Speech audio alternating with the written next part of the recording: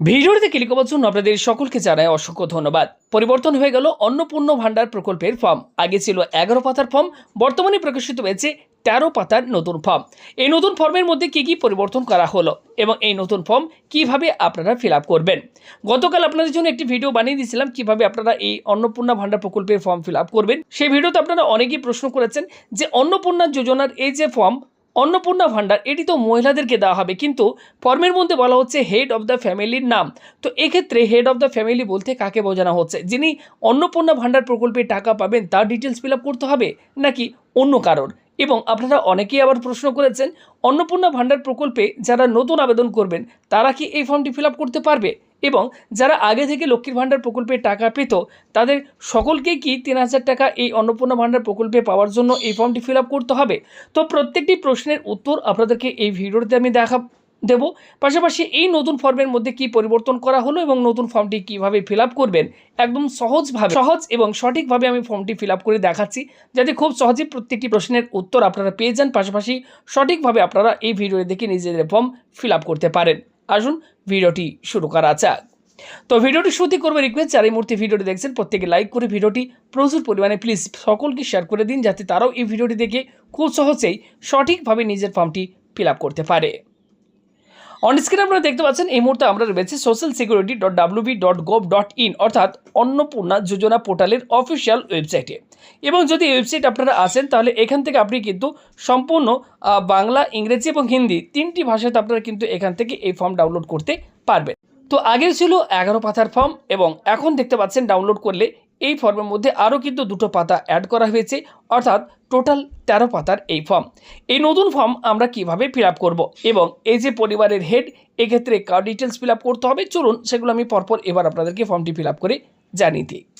সবার প্রথমেই দেখুন লেখা রয়েছে অন্নপূর্ণা যোজনা পারিবারিক সংগ্রহের ফর্ম। এখানে কিন্তু শুধুমাত্র অন্নপূর্ণা যোজনার ফর্ম লেখা নেই, এখানে কিন্তু লেখা রয়েছে অন্নপূর্ণা যোজনা, পাশাপাশি পারিবারিক যে তথ্য সংগ্রহ সেই সংগ্রহের কিন্তু এটি ফর্ম। এই ফর্মের মাধ্যমে আপনার পরিবারের প্রত্যেকটি তথ্য কিন্তু সংগ্রহ করা হবে। প্রতিটি বিভাগে টিক বা চেকবক্সের বিকল্প এবং নির্দেশাবলী রয়েছে। প্রতিটি চেকবক্স এবং ক্ষেত্র পরিষ্কারভাবে চিহ্নিত করা হয়েছে। আবেদনকারী এবং যাচাইকারী কর্মকর্তাদের জন্য প্রয়োজনীয় নির্দেশাবলী প্রদান করা হয়েছে। প্রতিটি বিভাগ পূরণ করা বাধ্যতামূলক। আশা করি বুঝতে পেরেছেন। এবার আসি পরবর্তীতে। দেখুন সবার প্রথমেই এক্ষেত্রে বলা হচ্ছে পরিবারের প্রধানের নাম, হেড অফ দ্য ফ্যামিলি। আপনারা অনেকেই আমাদের আগের ভিডিওটিতে কমেন্ট করেছিলেন এটি তো অন্নপূর্ণা ভান্ডার প্রকল্পের ফর্ম, মহিলাদেরকে প্রতি মাসে 3000 টাকা দেওয়া হবে, তাহলে পরিবারের প্রধান হিসেবে এক্ষেত্রে আমরা কার নাম এখানে লিখব? দেখুন আপনাদেরকে জানিয়ে রাখি, এখানে কিন্তু বলা নেই যে লক্ষ্মীর ভান্ডার প্রকল্পে যিনি টাকা পেতেন তার নাম এখানে আপনাকে লিখতে হবে। এখানে কিন্তু পরিষ্কার বলা হয়েছে যে পারিবারিক তথ্য সংগ্রহের ফর্ম, অর্থাৎ আপনার পরিবারের তথ্য সংগ্রহ করা হচ্ছে এই ফর্মটি থেকে। তাই পরিবারের যিনি আপনার হেড তাতে আপনার বাবা হতে পারেন, বা আপনার দাদু যদি পরিবারে এখনও পর্যন্ত থেকে থাকেন তাহলে আপনার পরিবারের হেড আপনার দাদুও হতে পারে। তো এক্ষেত্রে দেখে নেবেন আপনার পরিবারে যিনি সবথেকে বয়স্ক ব্যক্তি রয়েছেন তিনি কিন্তু হবেন আপনার পরিবারের হেড। সেক্ষেত্রে আপনার যদি বাবা থাকেন সেক্ষেত্রে আপনার বাবার নামটি এখানে আপনাকে লিখতে হবে। এবং এটা বলা হচ্ছে যে আধার কার্ড অনুযায়ী কিন্তু তার নামটি লিখতে হবে। তো যেহেতু আধার কার্ডে আপনারা দেখবেন যে ইংরেজিতে আপনার সেক্ষেত্রে নামটি সঠিকভাবে কিন্তু সেখানে থাকে, আবার অনেকের ক্ষেত্রে বাংলাতেও লেখা থাকে। তো সেক্ষেত্রে আপনাদেরকে আমি বলবো এখানে আপনারা ইংরেজিতে ক্যাপিটাল লেটারে তার নামটি লিখে দেবেন, অর্থাৎ পরিবারের যিনি হেড। এবার পরবর্তীতে দেখুন এক্ষেত্রে বলা হচ্ছে জন্ম তারিখ কার দেবেন। যেহেতু পরিবারের হেডের নাম এক্ষেত্রে আপনারা লিখেছেন তাই পরিবারের যিনি হেড তার এখানে আপনার ডেট অফ বার্থ এখানে আপনারা লিখে দেবেন, তার বয়স এখানে আপনারা মেনশন করে দেবেন। এবার পরবর্তীতে বলা হচ্ছে পরিবারের প্রধানের লিঙ্গ, অর্থাৎ দেখুন এখান থেকে আপনারা বুঝতে পারবেন যদি এখানে যদি কোনো মহিলার নাম এখানে আমাদেরকে লিখতে হতো পরিবারের হেড হিসেবে, তাহলে এখানে কিন্তু পুরুষ, মহিলা বা অন্যান্য এই যে অপশানগুলো এগুলো কিন্তু থাকতো না। তাই যেহেতু পরিবারের হেডের কথা বলা হচ্ছে তাই অর্থাৎ পরিবারের যিনি হেড আপনার দাদু বা বাবা যার নাম আপনি লিখেছেন তার কিন্তু এক্ষেত্রে জেন্ডার জানা হচ্ছে। তো পরিবারের যিনি হেড এক্ষেত্রে যদি মহিলা আপনার পরিবার থেকে হেড হয়ে থাকেন তাহলে এক্ষেত্রে মহিলা দেবেন, যদি পুরুষ হয়ে থাকেন এক্ষেত্রে আপনার পরিবারের হেড তাহলে পুরুষ অপশনে টিকমার্ক দিয়ে দেবেন। আশা করি এই জায়গাটা আপনাদের ক্লিয়ার হয়েছে। তাছাড়াও কারো কোনো প্রশ্ন থাকলে আমাদেরকে কমেন্ট করবেন। এবার দেখুন এক্ষেত্রে বলা হচ্ছে পরিবারের প্রধানের আধার নাম্বার অর্থাৎ যিনি আপনার পরিবারের হেড যা ডিটেলস দিয়েছেন তার আধার নাম্বারটি লিখবেন। এবার বলা হচ্ছে ডিজিটাল রেশন কার্ডের পারিবারিক আইডি অর্থাৎ ডিজিটাল রেশন কার্ডের একটি ফ্যামিলি আইডি হয়, সেটি রেশন কার্ডে যাদের ডিজিটাল রেশন কার্ড তাদের দেখবেন কার্ডের মধ্যেই লেখা থাকে। যদি না বুঝতে পারেন তাহলে আমাদেরকে কমেন্ট করবেন, এর উপর আমরা একটা আলাদা ভিডিও আপনাদের জন্য বানিয়ে দেবো। সেই রেশন কার্ড থেকে আপনার পারিবারিক আইডি ফ্যামিলি আইডি নাম্বার এখানে পেয়ে যাবেন, সেটা আপনারা এখানে লিখে দেবেন। নেক্সট দেখুন বলা হচ্ছে পরিবারের সদস্য সংখ্যা। এখানে দেখবেন পরপর এখানে কিন্তু পরিবারের সদস্যের ডিটেলস আমাদেরকে ফিল আপ করতে হবে, সেটা আমি পরে আপনাদেরকে দেখাচ্ছি। পরিবারে আপনার কতজন সদস্য রয়েছে, যদি এক্ষেত্রে 4 জন থাকে তাহলে 4 জন লিখবেন, ওকে। যদি এক্ষেত্রে 5 জন থাকে তাহলে এক্ষেত্রে 5 জন লিখবেন, 6 জন থাকলে 6 জন লিখবেন। এবার ঠিকানা, আপনি কোথায় থাকেন, আপনার কমপ্লিট অর্থাৎ স্থায়ী যে ঠিকানা সেটি আপনারা এখানে পরপর লিখে দেবেন। যোগাযোগ নাম্বার, আপনার এক্ষেত্রে আধার কার্ডে যে মোবাইল নাম্বার আপনার লিঙ্ক রয়েছে, ওকে, সেই মোবাইল নাম্বারটি এক্ষেত্রে দিয়ে দেবেন। বিশেষত যে পরিবারের যিনি হেড তার নাম্বারটি এখানে আপনারা লিখে দেবেন। এখানে কিন্তু লেখা রয়েছে পরিবারের প্রধানের আধার সংযুক্ত মোবাইল নাম্বারটি লিখতে হবে। এবার পরবর্তীতে বলা হচ্ছে নাম, জন্ম তারিখ, লিঙ্গ, পরিবারের প্রধানের সঙ্গে সম্পর্ক, আধার নাম্বার, পরিবারের সকল সদস্যের। এবার পরিবারের হেডে যেহেতু আপনি ডিটেলস দিয়েছেন, এবার হেডের পাশাপাশি পরিবারে আর কে কে সদস্য রয়েছে তাদের ডিটেলস আমাদেরকে ফিল করতে বলা হচ্ছে। দেখুন প্রথমে বলা হচ্ছে পরিবারের প্রধান, পরিবারের হেডের নামটি এখানে দিয়ে দেবেন।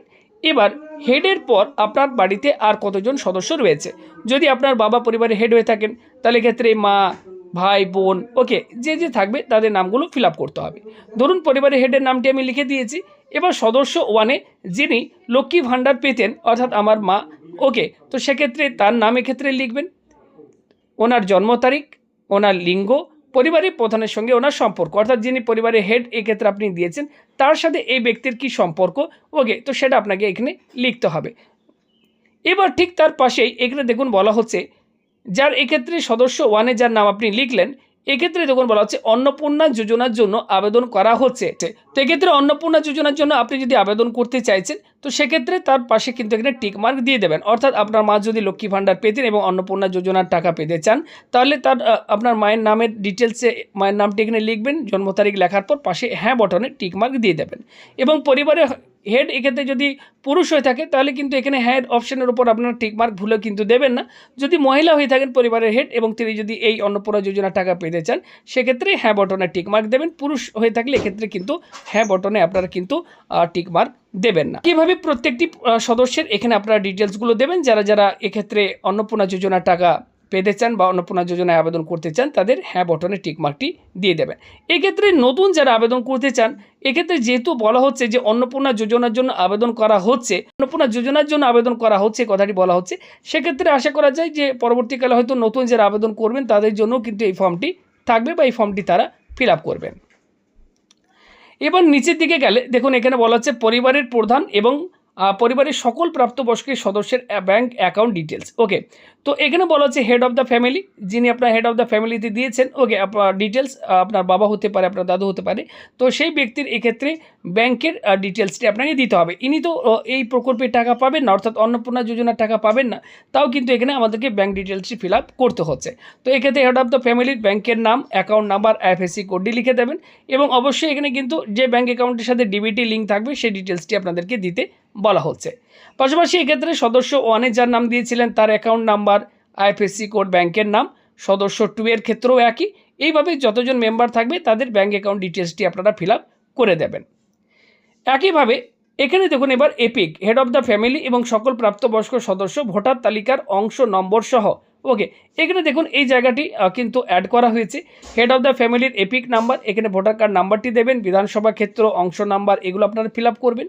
সদস্য 1-এর ক্ষেত্রেও ভোটার কার্ড নাম্বার, বিধানসভা ক্ষেত্র অংশ নাম্বার এগুলো পরপর আপনার যাদের যাদের ভোটার কার্ড রয়েছে তাদের প্রাপ্তবয়স্ক সদস্য যাদের ভোটার কার্ড রয়েছে তাদের ডিটেলসগুলো ফিল আপ করবেন। একইভাবে বিভাগ দেখুন 12 নম্বর বলেছে বিভাগ, আপনারা এক্ষেত্রে কোন ক্যাটাগরি সেটি বলা হচ্ছে। জেনারেল হলে ইউআর, অসংরক্ষিত এখানে আপনারা টিক মার্ক দেবেন, বাকি এসসি এসটি ওবিসি হলে এখানে পরপর দেওয়া রয়েছে এই বক্সে আপনারা টিক মার্ক দেবেন। নেক্সট দেখুন বলা হচ্ছে রেশন কার্ড ডিটেলস। এবার বলা হচ্ছে আপনি কি ডিজিটাল রেশন কার্ড আপনার আছে কিনা, যদি থাকে হ্যাঁ বটনে টিক মার্ক দিয়ে দেবেন। যদি হ্যাঁ হয় তবে কার্ডের ধরন কোন ক্যাটাগরির আপনার বাড়িতে কার্ড রয়েছে সেটা আপনাদেরকে দিতে হবে। পরিবারটি রেশন দোকান থেকে মাসিক রেশন তুলছে কিনা, যদি আপনারা রেশন সামগ্রী তুলে থাকেন তাহলে হ্যাঁ বটনে টিক মার্ক দিয়ে দেবেন। এবার নেক্সট বলা হচ্ছে বাড়ির ধরন, আপনার বাড়িতে কি 3 বা তার বেশি পাকা ঘর রয়েছে। যদি 3 বা তার বেশি আপনার বাড়িতে পাকা ঘর আছে কিনা বলা হচ্ছে, যদি থাকে তাহলে হ্যাঁ করবেন, না থাকলে না অপশানে টিক মার্ক দিয়ে দেবেন।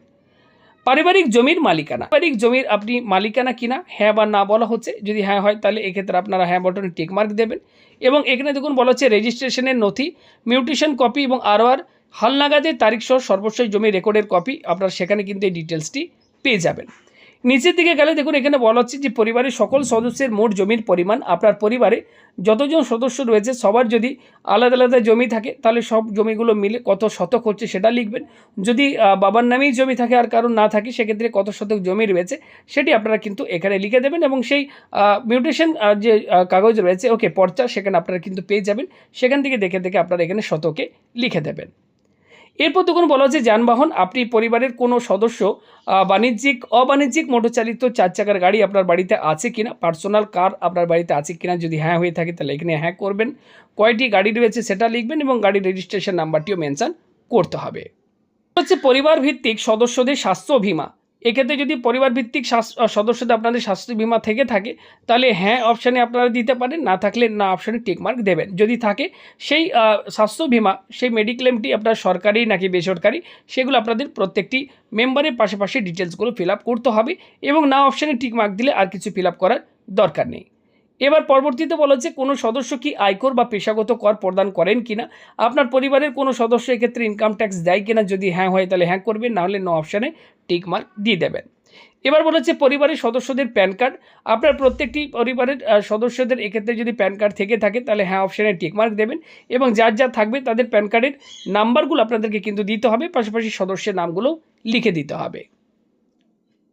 এবার নেক্সট দেখুন বলা হচ্ছে কর্মসংস্থানের ধরন, পরিবারের প্রধান এক্ষেত্রে যিনি হেড অফ দ্য ফ্যামিলি রয়েছেন যার নাম আপনি দিয়েছেন সেই পরিবারের যিনি হেড তিনি এক্ষেত্রে সরকারি ক্ষেত্রে চাকরি করেন নাকি বেসরকারি ক্ষেত্রে নাকি পরিযায়ী শ্রমিক ওকে নাকি বেকার সেটা আপনাকে এখানে দিতে হবে। এটা কিন্তু পরিবারের হেডের কথা বলা হচ্ছে। এবার নিচের দিকে গেলে সদস্য 1 তিনি কি করেন, সরকারি চাকরি নাকি বেসরকারি নাকি বেকার সেটা দেবেন। পরিবারের সদস্য 2 2 যার নাম আপনি দিয়েছেন তিনি চাকরি করেন কি না, সরকারি বেসরকারি কি করেন সেটা আপনাকে টিকমার্ক দিতে হবে। প্রত্যেকটি আলাদা আলাদা মেম্বারের এক্ষেত্রে কিন্তু অপশন রয়েছে, সেগুলো আপনারা দেখে টিকমার্ক দিয়ে দেবেন। এবার নিচে দেখুন বলা হচ্ছে পরিবারের শিক্ষিত প্রাপ্তবয়স্ক সদস্য সংখ্যা এবং পরিবারের অশিক্ষিত প্রাপ্তবয়স্ক সদস্যের সংখ্যা। শিক্ষিত প্রাপ্তবয়স্ক কতগুলো রয়েছে সেটার সংখ্যা, অশিক্ষিত প্রাপ্তবয়স্ক কতগুলো রয়েছে সেটা আপনারা দিয়ে দেবেন। পরিবারের প্রধান হেড অফ দ্য ফ্যামিলি শিক্ষিত কিনা বা অশিক্ষিত বা সর্বোচ্চ শিক্ষাগত যোগ্যতা সেটা দেবেন। সদস্য 1 সদস্য 2 এগুলো কিন্তু পরপরভাবে এখানে আপনারা এই অপশানগুলো ফিল আপ করে নেবেন একইভাবে যেভাবে আমি ওপরেরটা বললাম। নেক্সট দেখুন বলা হচ্ছে কোনো সদস্য কি কোনো সাংবিধানিক মন্ত্রী, সাংসদ, বিধায়ক, পৌর স্থানীয় সংস্থা, পঞ্চায়েত সংস্থা প্রাক্তন বা বর্তমান ধারক কিনা, যদি হ্যাঁ হয় তাহলে হ্যাঁ করবেন, না হলে নো অপশানে টিকমার্ক দিয়ে দেবেন। কোনো সদস্য কি সরকারি পেনশনভোগী, আপনার পরিবারে কোনো সদস্য সরকার থেকে পেনশন পায় কিনা, যদি হ্যাঁ হয় তাহলে হ্যাঁ করবেন এবং তার পেনশন যে পিপিও নাম্বার রয়েছে সেটা দিতে হবে এবং যদি না পান তাহলে নো অপশানে টিকমার্ক দিয়ে দেবেন। নিচে বলা হচ্ছে কোনো সদস্য কি জিএসটির অধীনে নিবন্ধিত আছেন কিনা, যদি হ্যাঁ হয় তাহলে হ্যাঁ অপশানে টিকমার্ক দেবেন, নাহলে নো বটনে টিকমার্ক দিয়ে দেবেন। পরিবারের মোট বার্ষিক আয়, সমস্ত পরিবারের মেম্বারদের মিলিয়ে কত টাকা আপনার আয় বছরে সেটা এখানে আপনারা অঙ্কে লিখে দেবেন। নেক্সট দেখুন বলা হচ্ছে সিএএ আবেদনের অবস্থান, বর্তমান অবস্থান যদি থাকে, যদি সিএএতে আপনারা আবেদন করেছেন আপনার পরিবার তাহলে সেই ডিটেলসগুলো দেবেন, নাহলে এগুলো লেখার দরকার নেই। নিচের দিকে গেলে এখানে দেখুন বলা আছে অন্যান্য কিষাণ ক্রেডিট কার্ড বা এক্ষেত্রে ক্রেডিট আরডি, শিল্পী ক্রেডিট কার্ড, মৎস্যজীবী ক্রেডিট কার্ড বা স্টুডেন্ট ক্রেডিট কার্ড এগুলো এক্ষেত্রে আপনার পরিবারের প্রধান এক্ষেত্রে যদি এই সমস্ত কার্ড থাকে তাহলে কার্ডের নাম্বার, আইডি সংখ্যা, বাকি সদস্যের যদি এক্ষেত্রে এই ধরনের কোনো রকম কার্ড থাকে তাহলে সেই সমস্ত ডিটেলসগুলো আপনাদেরকে ফিল আপ করতে হবে। এবার পরবর্তীতে বলা হচ্ছে যদি এসআইআর 2026-এর নাম বাদ পড়ে থাকে তবে মামলাটি ট্রাইব্যুনালে বিচারাধীন কিনা। ওকে, এক্ষেত্রে যদি এসআইআর 2026-এর নাম বাদ পড়ে থাকে তো সেক্ষেত্রে মামলাটি ট্রাইব্যুনালে যদি আপনি আবেদন করে থাকেন তো সেক্ষেত্রে পরিবারের প্রধানের জন্য যদি আবেদন করে থাকেন তাহলে এক্ষেত্রে প্রযোজ্য নয়, এখানে টিকমার্ক দিয়ে দেবেন যে আপনি কোনো রকম এসআইআর 2026 আপনার নাম বাদ পড়েনি, এটা প্রযোজ্য নয়, এখানে টিকমার্ক দিয়ে দেবেন। ওকে, এবার নিচের দিকে গেলে এক্ষেত্রে সদস্য 1-এরও যদি এক্ষেত্রে নাম বাদ হয়ে গিয়ে থাকে, ট্রাইব্যুনালে অ্যাপিল করেছেন তাহলে এক্ষেত্রে এগুলো প্রযোজ্য নয়, এগুলোতে টিকমার্ক দিয়ে দেবেন। যারা অ্যাপিল করেছেন তারা এই হ্যাঁ অপশানে আপনারা টিকমার্ক দিয়ে দেবেন। পরবর্তীতে বলা হচ্ছে বিদ্যালয়ে অধ্যয়নরত পরিবারের সকল শিশুর বিবরণ, এক্ষেত্রে আপনার শিশুর যে বিবরণ সেগুলি আপনাদেরকে ফিল আপ করতে হবে। একইভাবে শিশুর টিকাকরণের বর্তমান অবস্থা সেটা আপনাদেরকে দিতে হবে। যদি টিকাকরণ করা হয়নি এরকম টাইপের থাকে তাহলে সেটা দেবেন, যদি টিকাকরণ হয়েছে সেটা আপনারা লিখে দেবেন। একইভাবে দেখুন পরবর্তীতে বলা হচ্ছে আপনি কি কোনো সরকারি প্রকল্পের সুবিধা ডিবিটির মাধ্যমে পাচ্ছেন কিনা। যদি আপনার পরিবারে কোনো সদস্য ডিবিটির মাধ্যমে সরকারি কোনো প্রকল্পের সুবিধা পাচ্ছেন তাহলে হ্যাঁ অপশানে টিকমার্ক দেবেন এবং সেই প্রকল্পের নাম আপনাকে দিতে হবে। অর্থাৎ যদি কোনো কেউ পিএম কিষানের টাকা বা কৃষক বন্ধুর টাকা পেয়ে থাকেন তাহলে সেই ডিটেলসগুলো আপনাকে ফিল আপ করতে হবে। দেখতে পাচ্ছেন এই ফর্মের মধ্যে কিন্তু এই অপশানগুলো একটু অন্যরকমভাবে দেওয়া হয়েছে, অর্থাৎ পরিবর্তন করা হয়েছে। আগে ওই ফর্মের মধ্যে অন্যরকমভাবে ছিল, এখানে দেখুন পরপর দেওয়া রয়েছে। সদস্য ওয়ানের ক্ষেত্রে যদি কোনো পেয়ে থাকেন সরকারি প্রকল্পের টাকা তাহলে হ্যাঁ অপশানে টিকমার্ক দেবেন। কোন কোন প্রকল্পের টাকা পাচ্ছেন সেগুলো পরপর এখানে আপনারা ফিল আপ করবেন। এখানে দেখুন ডিটেলসে দেওয়া রয়েছে।